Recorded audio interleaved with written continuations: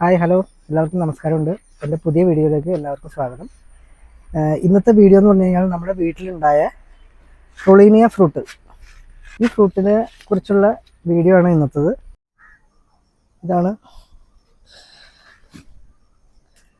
Rollinia. നമ്മുടെ വീട്ടിൽ ഉണ്ടായ റൊളീനിയാണ്. അപ്പോൾ നമുക്ക് പറിച്ചെടുക്കാം. ടേസ്റ്റ് എങ്ങനെയാണെന്ന് നോക്കാം.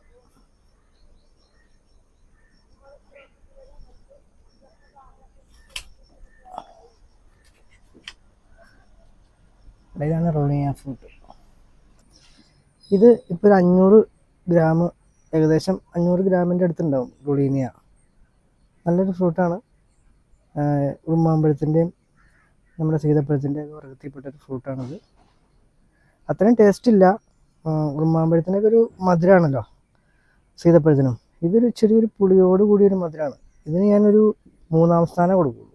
ഉറുമാമ്പഴം 1ാം സ്ഥാനമാണെങ്കിൽ ഇതിനൊരു 3ാം സ്ഥാനം കൊടുക്കുള്ളൂ. സീതപ്പഴം 2ാം സ്ഥാനം. ഇത് കടകളിൽ നിന്ന് നമുക്ക് മേടിക്കാൻ കിട്ടില്ല. കാരണം എന്താണെന്ന് വെച്ച് കഴിഞ്ഞാൽ ഇതിന് ഷെല്ല് ലൈഫ് കുറവാണ്. അതിന് കടക്കാരൊന്നും സാധനം കൊണ്ടൊന്നും വയ്ക്കില്ല. ഇത് വീട്ടിൽ തന്നെ നട്ട് വളർത്തി ഉണ്ടാക്കേണ്ടി വരും. കാരണം ഇത് ഷെല്ല് ലൈഫ് കുറവാണ്. ഇപ്പോൾ ഈ കളർ ഉണ്ടെങ്കിലും വൈകുന്നേരം ആകുമ്പോഴേക്കും, ഇപ്പോൾ രാവിലെ പറിച്ചേക്കണേ, വൈകുന്നേരം ആകുമ്പോഴേക്കും ഇതിൻ്റെ പുറത്ത് നമ്മുടെ ഏത്തപ്പഴത്തിൻ്റെയൊക്കെ തൊണ്ട് കറുത്ത പോലെ മൊത്തം കറുത്തു പോകും. ഒറ്റ ദിവസം ഇരിക്കുകയുള്ളൂ ഈ ഒരു രീതിയിൽ. ഇന്ന് വൈകുന്നേരം ആകുമ്പോഴത്തേക്ക് ഫുള്ള് കറക്കും. പിന്നെ നമുക്കത് കഴിക്കാൻ തോന്നില്ല കറുത്ത് കഴിഞ്ഞാൽ. ഈ രീതിയിൽ തന്നെ നമുക്ക് എടുത്ത് തിന്നാനാണെങ്കിൽ ഓക്കെയാണ്. ഇതിപ്പോൾ വെറുതെ തന്നെ പൊളിച്ച് കഴിഞ്ഞാൽ നമുക്ക് കാണാൻ പറ്റും. ഇങ്ങനെ പൊളിക്കാം നമുക്ക്.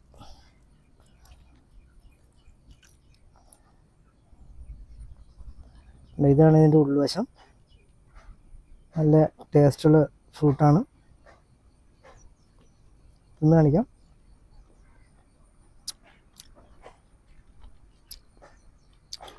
ചെറിയൊരു പുളി കലർന്നൊരു മധുരമാണ് ഇതിന്. അത് ടേസ്റ്റുള്ള സാധനമാണ്. പിന്നെ ഇത് ഒരുപാടുണ്ടാവും. നമ്മൾ ഉറുമാമ്പഴം പോലെയല്ല.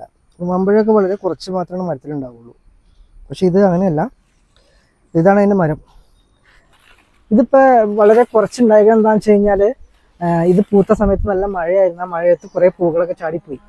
ആ മഴ പെയ്തില്ലായിരുന്നെങ്കിൽ ഇതിൽ കൂടുതലുണ്ടായേനെ. ഇതിപ്പോൾ മഴ പെയ്തിട്ടും ഇതിനകത്ത് ഒരുപാട് ഫ്രൂട്ട്, ചെറിയ ചെറിയ ഫ്രൂട്ടുകൾ ഇവിടെയൊക്കെ ഉണ്ട്. ചെറിയ ചെറിയ ഫ്രൂട്ടുകൾ ഇവിടെയൊക്കെ ഉണ്ടായിരിപ്പുണ്ട്. ഇതിൻ്റെയൊക്കെ ഉള്ളിൽ ഇഷ്ടം പോലെ ഉണ്ട്. പിന്നെ ഇത് നമ്മൾ ഒരുപാട് മുകളിലേക്ക് പൊങ്ങിപ്പോവാതെ നമുക്കൊന്ന് വെട്ടി നിർത്തണം. കാരണം ഒരു നിശ്ചിത പൊക്കം എത്തിക്കഴിയുമ്പോൾ അതിൻ്റെ മുകൾവശം വെട്ടിക്കളയാണെങ്കിൽ ഇത് ഇതുപോലെ ബ്രാഞ്ചായിട്ട് നമ്മളെ ബുഷായിട്ട് നിൽക്കും.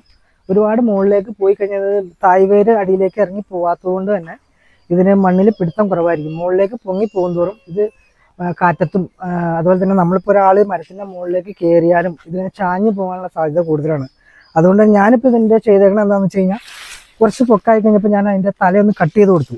തല കട്ട് ചെയ്ത് കഴിഞ്ഞപ്പോൾ അതിന് കൂടുതൽ ബ്രാഞ്ചുകളായിട്ട് വന്നിട്ട് ഇങ്ങനെ ഒരു ബുഷായിട്ട് ഇങ്ങനെ ഇപ്പം എൻ്റെ ടെറസിൻ്റെ മുകളിൽ നിന്ന് തന്നെ ഇതിൻ്റെ ഫ്രൂട്ട് പറിക്കാൻ പാകത്തിനാണ് എനിക്ക് നിൽക്കണം. എനിക്കിപ്പോൾ ഇതിനെ ടെറസിൻ്റെ മുകളിൽ നിന്ന് തന്നെ കൈ എത്തിച്ച് ഫ്രൂട്ടുകളെല്ലാം പറിക്കാം. ആ രീതിയിലാണ് ഞാനിത് സെറ്റ് ചെയ്തേക്കുന്നത്. ഇതൊരു ബ്രസീലിയൻ ഫ്രൂട്ടാണ്. ഇതിപ്പോൾ ഞാൻ വെച്ചിട്ടൊരു 4 വർഷത്തോളമായി. നമുക്കിത് കുരുവിട്ട് മുളപ്പിക്കുന്ന തൈയാണ് ഇതിനകത്ത് വെക്കണത്. ഇത് വെക്കണ സമയത്ത് എന്ന് പറഞ്ഞു കഴിഞ്ഞാൽ അല്പം വലിയ കുഴി, അതായത് ഒരു 2 അടി 2.5 അടി ആഴമുള്ള കുഴി എടുത്തിട്ട് വേണം ഈ തൈ വെക്കാനായിട്ട്. കാരണം എന്താണെന്ന് വെച്ച് കഴിഞ്ഞാൽ ഇതിന് മരത്തിന് ഇത്തിരി ബലക്കുറവുണ്ട്. അതുമാത്രമല്ല ഇതിൻ്റെ താഴത്തേക്കുള്ള വേരുകൾ ഒരുപാട് താഴത്തേക്ക് പോകില്ല. മുകളിൽ കൂടി ആയിരിക്കും വേരുകളൊക്കെ പോകുന്നത്. പെട്ടെന്ന് കാറ്റൊക്കെ വരുമ്പോൾ മറിഞ്ഞു പോകാനുള്ള സാധ്യത കൂടുതലാണ്. അതുകൊണ്ടും ഇതിവിടെ നല്ല വലിയ കുഴി എടുത്തിട്ട് വേണം ഈ ഒരു തൈ വെക്കാനായിട്ട്. അതുമല്ല അതിനകത്ത് ചാണകപ്പൊടി, നമ്മൾ സാധാരണ ഇടുമ്പോലെയുള്ള ജൈവവളങ്ങൾ, ചാണകപ്പൊടി, എല്ലുപൊടി, കടലപ്പിണ്ണാക്ക്, അതൊക്കെ തന്നെയാണ് വളങ്ങളായിട്ട് ഉപയോഗിക്കുന്നത്. പിന്നെ ഒരുപാട് പരിചരണം വേണ്ടാത്തൊരു ചെടിയാണ് ഈ റൊളീനിയ. നമ്മുടെ കേരളത്തിലെ കാലാവസ്ഥയിൽ ധാരാളമായിട്ട് ഉണ്ടാവുന്ന ഒരു പഴമാണ് ഈ റൊളീനിയ. പിന്നെ ഇതിൻ്റെ പഴത്തിൻ്റെ ഗുണങ്ങളെന്ന് പറഞ്ഞു കഴിഞ്ഞാൽ നമ്മുടെ ശരീരത്തിന് വളരെ നല്ല ഗുണങ്ങളുള്ള ഒരു പഴമാണ് റൊളീനിയ. എന്താണെന്ന് വെച്ച് കഴിഞ്ഞാൽ ഇതിൻ്റെ പ്രോട്ടീൻ കണ്ടൻറ്റ് വളരെ കൂടുതലാണ് റൊളീനിയയ്ക്ക്. അതുപോലെ തന്നെ കാൽസ്യത്തിൻ്റെ അളവും വളരെ കൂടുതലാണ്. കുട്ടികളൊക്കെ ഇത് കഴിക്കുകയാണെങ്കിൽ കാൽസ്യത്തിൻ്റെ കണ്ടൻറ്റ് വളരെ കൂടുതലായതുകൊണ്ട് തന്നെ വളരെ നല്ലൊരു ഫ്രൂട്ടാണ്. കുട്ടികൾക്ക് കൊടുക്കാൻ പറ്റിയൊരു ഫ്രൂട്ടാണ് റൊളീനിയ. ഇത് ഈ റൊളീനിയ തൈ വെച്ച സമയത്താണ് നമ്മൾ ഇത്തിരി വളം, ഇതിനകത്ത് ജൈവവളങ്ങൾ കൊടുത്തത്. അതിനുശേഷം പിന്നെ നമ്മൾ കാര്യമായിട്ട് വളപ്രയോഗമൊന്നും ഇതിനകത്ത് നടത്തിയിട്ടില്ല. ഇതിന് വളപ്രയോഗമൊന്നും കാര്യമായിട്ട് വേണ്ടാത്തൊരു ചെടിയാണ് റൊളീനിയ. നമ്മുടെ ഇവിടുത്തെ കാലാവസ്ഥയിൽ, കേരളത്തിലെ കാലാവസ്ഥയിൽ കുറേ അധികം ഉണ്ടാവുന്ന ഒരു പഴച്ചെടിയാണ്. ഇപ്പോൾ റംബൂട്ടാനും അബിയും ഒക്കെ നമ്മുടെ നാട്ടിൽ സുലഭമായിട്ട് ഇപ്പോൾ ഉണ്ടായിക്കൊണ്ടിരിക്കുന്നത്. അതുപോലെ തന്നെ ഉണ്ടാവുന്ന മറ്റൊരു ചെടിയാണ് റൊളീനിയ. ഇന്നത്തെ വീഡിയോ ഇത്രയേ ഉള്ളൂ. റൊളീനിയെ കുറിച്ചുള്ള വിശേഷങ്ങൾ പറയാനായിട്ടുള്ള വീഡിയോ ആണ് ഇന്നത്തേത്. അപ്പോൾ പുതിയൊരു വീഡിയോ ആയിട്ട് വീണ്ടും കാണാം. അതുവരെ എല്ലാവർക്കും